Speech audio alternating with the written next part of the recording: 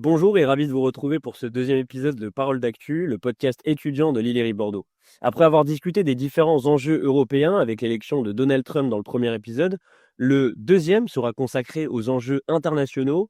On va analyser les différents enjeux avec Marie Menu. Marie, bonjour. Bonjour, merci pour cette invitation. Et Gwendal Périllou. Bonjour Gwendal. Bonjour Mehdi. Vous êtes tous les deux étudiants à l'IRI Bordeaux et on va essayer de prendre un peu plus de hauteur concernant les enjeux internationaux face à l'élection du nouveau président américain. En quoi, Gwendal, cette réélection de Donald Trump peut considérablement changer le paysage politique international? Eh bien, écoutez Mehdi, je dirais que cette élection a le potentiel, il est vrai, de beaucoup changer les relations internationales telles qu'on les connaît aujourd'hui, mais il faut reconnaître que pour l'instant, c'est assez trouble, il n'y a pas encore beaucoup de matière à analyser. Il est vrai que ce début de mandat de Donald Trump a été marqué par une multiplication d'annonces ambitieuses. On pense à son annonce de la Riviera et de guerre économique à la Chine. Mais fait est de constater que pour l'instant, il n'y a eu qu'une seule mesure concrète mise en place, c'est la hausse de 25% des tarifs douaniers pour le Canada et le Mexique, qui a en plus de cela été annulée au bout de 24 heures. Donc, la conclusion qu'on peut avoir pour l'instant, c'est qu'il est encore trop tôt pour statuer sur la réelle influence qu'aura Donald Trump sur l'évolution des relations internationales sur le long terme. Justement, en parlant d'influence, Marie, on a vu que la politique de Trump envers la Russie a toujours suscité des débats, surtout en ce qui concerne la guerre en Ukraine. Il avait promis lors de sa campagne d'ailleurs de pouvoir mettre fin au conflit en quelques jours. Qu'en est-il ressorti des négociations sur la situation en Ukraine avec Vladimir Poutine, pardon? Mais on vient de voir que les États-Unis et la Russie, ils ont repris les discussions en Arabie Saoudite cette semaine pour essayer justement de trouver une solution par rapport à la guerre avec l'Ukraine. Elles sont notamment menées par Marco Rubio et Sergueï Lavrov. Déjà, on sait que le président Zelensky se dit frustré de ne pas avoir été invité à la table des négociations. Bon, après, ils lui ont expliqué qu'il serait invité un peu plus tard. On sait aussi que l'Europe, avec Ursula von der Leyen, ont un rôle à jouer puisqu'elle souhaite travailler avec les États-Unis pour bâtir une paix durable, puisque l'Union européenne en fait estime que comme l'Ukraine est sur son continent, enfin sur le continent européen, elle doit prendre partie à ces négociations. Et c'est Keith Kellogg, qui est un envoyé spécial américain, qui est en train de voyager à travers toute l'Europe pour organiser cette coopération. On sait aussi que la Russie a été affaiblie par les sanctions, même si son économie est restée plutôt bonne. Elle veut de véritables négociations avec les États-Unis. Le Kremlin a d'ailleurs annoncé espérer une solution pérenne d'ici 2 à 3 mois, ce qui signifie pour l'Europe que tout va tenir en 3 points. D'abord, il va falloir une autonomie stratégique, dans le sens où les États-Unis se tournent vers la région Indo-Pacifique. Il faut donc que l'Union européenne ait une industrie de défense beaucoup plus forte et une meilleure coopération entre les pays européens. Ensuite, il va falloir éviter les divisions en Europe, puisque certains pays sont plutôt pro-Trump, notamment avec l'Italie. L'Italie soutient. Et après, on a la question du soutien. Il est possible que l'Union européenne augmente les dépenses militaires pour aider l'Ukraine, alors que certains citoyens européens sont contre. Justement, en parlant des tensions stratégiques, Donald Trump a relancé la guerre commerciale avec la Chine en augmentant certains tarifs douaniers sur les importations chinoises et qui accuse Pékin de pratiques commerciales déloyales. Est-ce qu'on est en train de mener aussi une nouvelle guerre froide, Gwendal? Guerre froide, le terme me paraît un petit peu rude, surtout par rapport à ce deuxième mandat de Donald Trump qui, il me semble, change pas mal par rapport à son premier vis-à-vis de la Chine. Lors de son premier mandat, Trump avait été assez virulent par rapport au pays.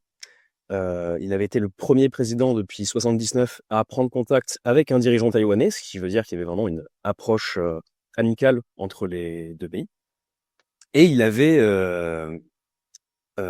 imposé pas mal de sanctions à des entreprises chinoises comme Huawei par exemple. Mais dans ce deuxième mandat, on voit qu'il est beaucoup plus souple avec la Chine. Il avait annoncé pendant sa campagne qu'il augmenterait les tarifs douaniers de 60% par rapport aux biens chinois. Et fait d'être constaté qu'aujourd'hui, c'est seulement 10%, ce qui a très peu affecté la croissance chinoise. Elle est passée de 5% à 4,8%. C'est, on va dire, médiocre comme impact. Et du point de vue taïwanais, il a été beaucoup plus dur avec le partenaire taïwanais en disant que Taïwan devrait développer sa propre défense. Donc, la position américaine semble un peu moins tranchée par rapport à l'administration Biden sous Trump. Justement, en parlant de politique de pression menée par Donald Trump, est-ce que cette politique aussi va continuer face à la menace iranienne? Oui, je pense. C'est une position qui semble assez constante par rapport à la ligne politique de Trump. il a fait savoir qu'il allait revenir à sa politique de pression maximale contre l'Iran. C'est ce 4 février qu'il avait signé un mémorandum présidentiel dans lequel il a annoncé vouloir empêcher l'Iran d'acquérir des armes nucléaires. Donc, ça reste constant par rapport à ce qu'il voulait faire avant. Et la position de Trump risque de ne probablement pas changer dans le sens où le pays reste une menace potentielle pour son allié israélien dans la région. Parlons d'une autre menace, celle de la Corée du Nord. Trump semble aussi vouloir relancer des discussions avec Kim Jong-un. Il a exprimé justement en janvier 2025 son désir de reprendre des négociations avec la dénucléarisation de la péninsule coréenne. Mais on ne sait pas vraiment le succès de ce premier mandat, on ne sait pas vraiment ce qui s'est passé. Est-ce que Trump peut vraiment obtenir des avancées cette fois-ci sur une tentative de relation et de négociation avec la Corée du Nord, Marie? Même s'ils ont eu des sommets impressionnants, ça n'a pas vraiment donné grand-chose et on l'a vu. D'ailleurs, la Corée du Nord a vite prévenu Donald Trump de ne pas faire de remarques irresponsables. Ils n'ont pas l'air, en fait, actuellement motivés pour reprendre les discussions, surtout si c'est pour subir encore plus de pression de la part de Donald Trump. C'est vrai qu'on pouvait aussi voir Trump chercher à relancer des discussions tout en mettant une certaine politique de pression encore plus forte avec des sanctions supplémentaires. Et bien sûr, il y a aussi l'aspect chinois parce que Pékin joue un rôle important dans l'économie de la Corée du Nord, Marie. Bah oui, en effet, Trump, en fait, il va essayer de faire une pression sur la Chine pour qu'elle limite, en fait, son soutien à Pyongyang. Mais en même temps, on sait que ça pourrait raviver des tensions avec la Chine sur d'autres dossiers. En bref, ça pourrait être un vrai casse-tête diplomatique.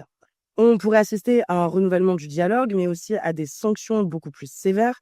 Le risque, c'est qu'on bascule de nouveau dans une logique beaucoup plus militaire, avec des tensions croissantes et un renforcement des bases militaires américaines dans la région. Si on parle des autres conflits, notamment celui en Israël et Palestine, et de la façon dont la réélection de Trump pourrait influencer cet équilibre, Gwendal, tu mentionnais récemment que la position des États-Unis envers ce conflit a beaucoup évolué. Quelle est la position de Trump aujourd'hui?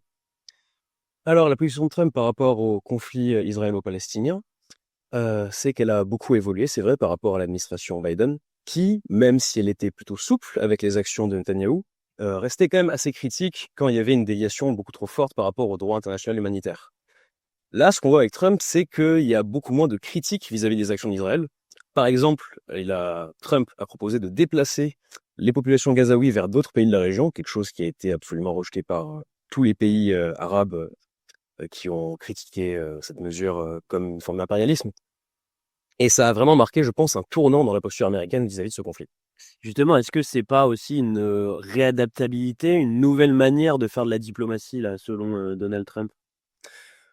Je dirais que c'est un petit peu plus compliqué. Comme on sait, Israël est déjà une puissance assez dominante dans la région. Donc, qu'il y ait une adaptabilité de la politique américaine par rapport à ça, ça me paraît assez difficilement pertinent dans le sens où Israël est déjà capable de se protéger soi-même et n'a pas vraiment besoin d'une aide américaine. Donc, Gonel, pour vous, il n'y aurait pas de conséquences majeures sur la balance géopolitique, sur le paysage géopolitique au Moyen-Orient? Non, comme j'ai dit, Israël est déjà l'acteur majeur dans la région, et même s'il y a des résistances de la part de l'Iran principalement, et de l'arc d'alliance qu'il avait avec la Syrie et le Hamas jusqu'à récemment, cette résistance était assez minime comparée aux moyens d'Israël. Et la chute du régime de Bachar al-Assad a encore enfoncé un peu plus dans le sol les capacités de résistance de cet arc de résistance iranien.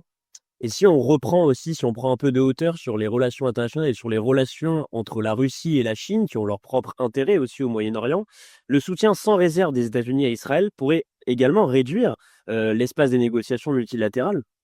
Tout à fait. Le soutien inconditionnel des États-Unis pourrait, comme on l'a dit, enfermer les discussions dans un cadre assez unilatéral, en réduisant les chances de compromis avec d'autres acteurs régionaux ou mondiaux. Cette approche, elle risque, en plus de ça, de renforcer les divisions au lieu de créer des ponts pour une paix durable.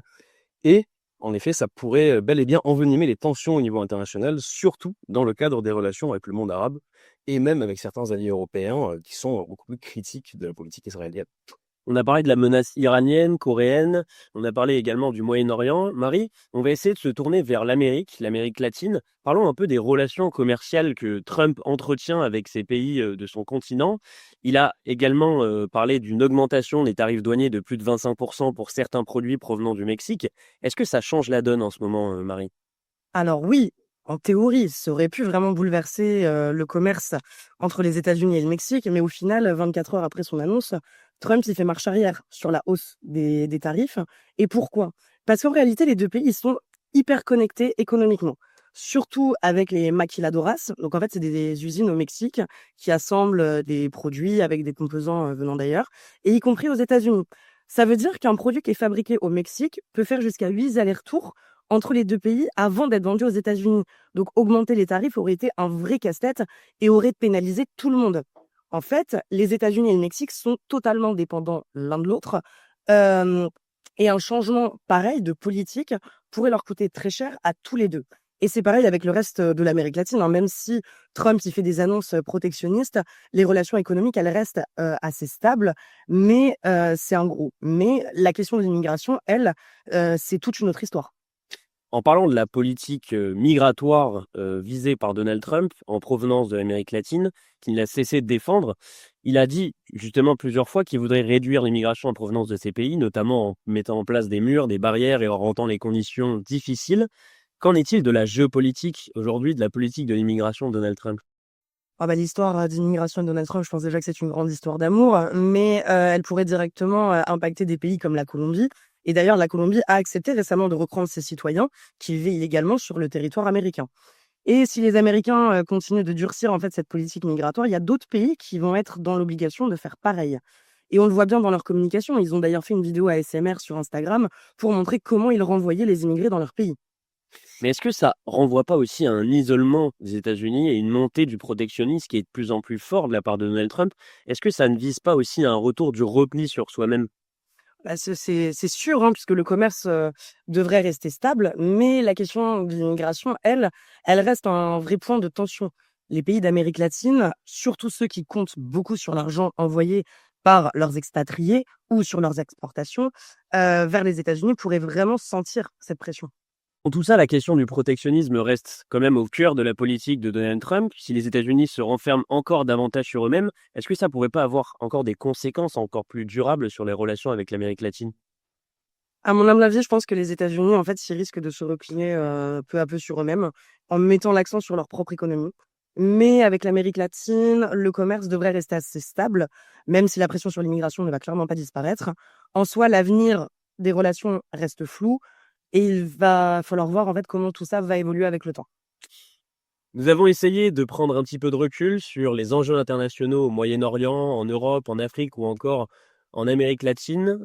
Merci beaucoup aux invités Gwendal et Marie d'avoir participé à ce podcast. Merci beaucoup. Merci pour l'invitation. Des éclairages précieux qui nous ont permis de prendre un petit peu plus de connaissances sur les enjeux internationaux face à l'élection de Donald Trump. Nous allons d'ailleurs sûrement être beaucoup plus servis dans les mois à venir. Merci à vous d'avoir écouté cet épisode de Parole d'actu et on se retrouve très très vite pour un prochain épisode.